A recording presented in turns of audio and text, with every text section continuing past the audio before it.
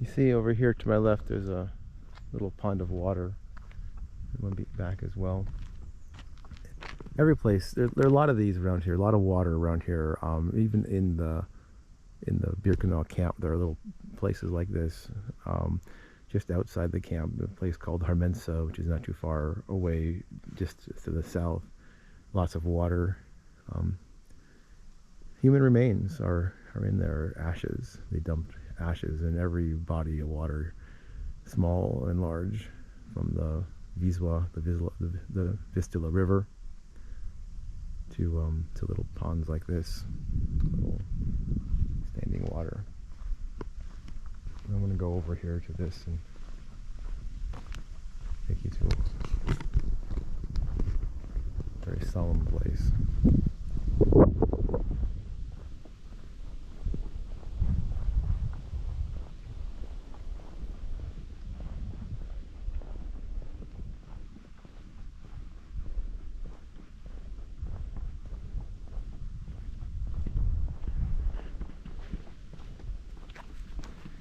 This is someone's driveway, someone's locked gate, someone's home, with garbage out to be picked up. And right next to this house and their gate,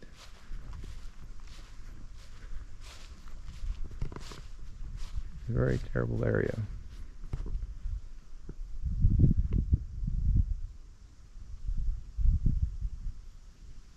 This is a place called the Little Red House. About 75 feet inside that Little Red House. And there were 2 gas chambers here. And they threw Zyklon B pellets into the gas chambers. And the people died.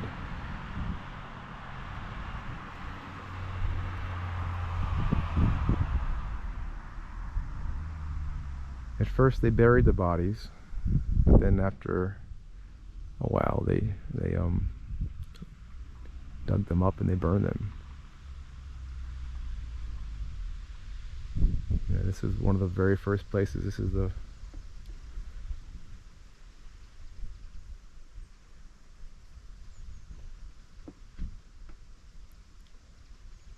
is where they killed people in Birkenau before they had the 4 big gas chambers. In this site, as it says, tens of thousands of Jews, men, women, and children, were murdered here in a place called the Little Red House.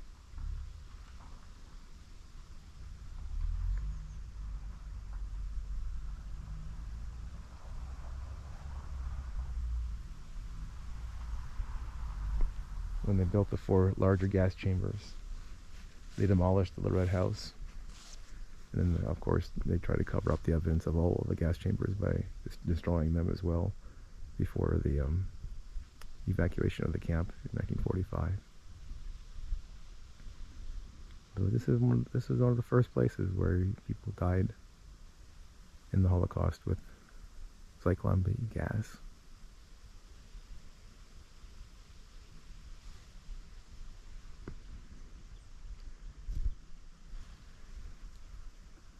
Cordoned off by trees, but there's a house on the right and a house on the left.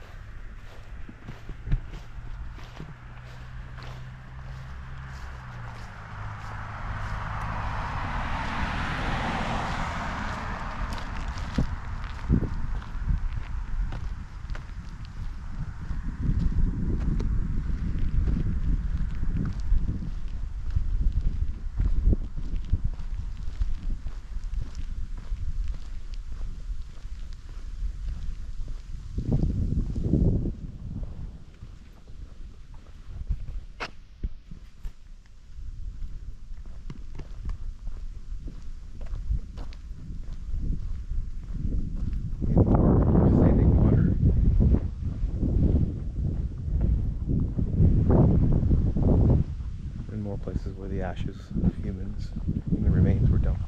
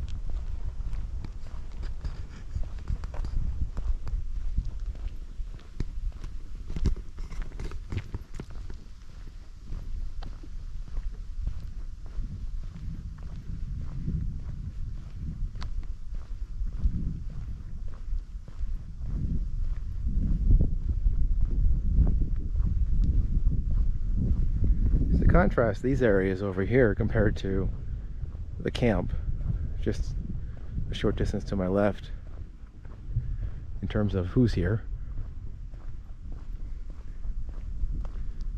Yeah, there's every year so many people go to the camps, and they see it, which is great.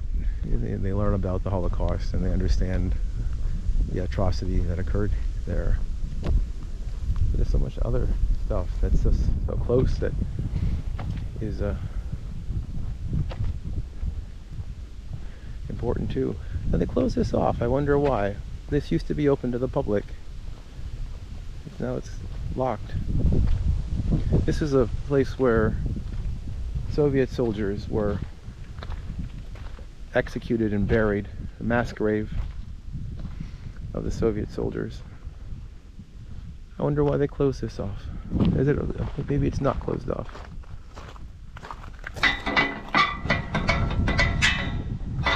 Maybe I can get in. Okay. If I'm breaking the law, I don't know. Used to get closer though. Used to get right up to it. This is a mass grave for Soviet soldiers. Here lies their ashes. May their souls rest in peace, it says. Maybe I can get up there. Maybe it's unlocked.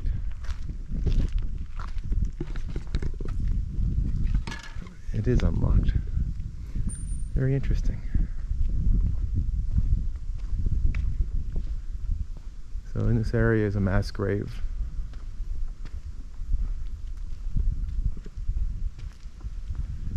A Soviet-era monument to those who were murdered by the Nazis in the first 2 years of the war for the Soviets. Soviet POWs were exterminated in gas chambers. They were some of the first victims. Poles and the Jews were the main victim of the gas chambers, but some of the first victims were Poles and Soviets. When the Soviets were invaded by the Nazis in 1941, a lot of the reason why Birkenau was built was not for Jews. It was for the prospect of Soviet POWs. Heinrich Himmler thought that the war was going so well for the Nazis in the first year against the Soviets that they captured tens of thousands of POWs. And the expansion of Auschwitz at the time was largely a concentration camp in 40 and 41 for Polish prisoners, and some were Jews, but they weren't. It just wasn't what it was later. They had expanded 100,000 people who they thought would be Soviet POWs, worked them to death, and so a lot of Soviets were brought here in the first year of the war for the Soviets, 41, and they didn't live very long. They were brutally treated by the Nazis, and some were exterminated in gas chambers, and many just died of disease and overwork and exhaustion and firing squads and you name it. And here is a mass grave.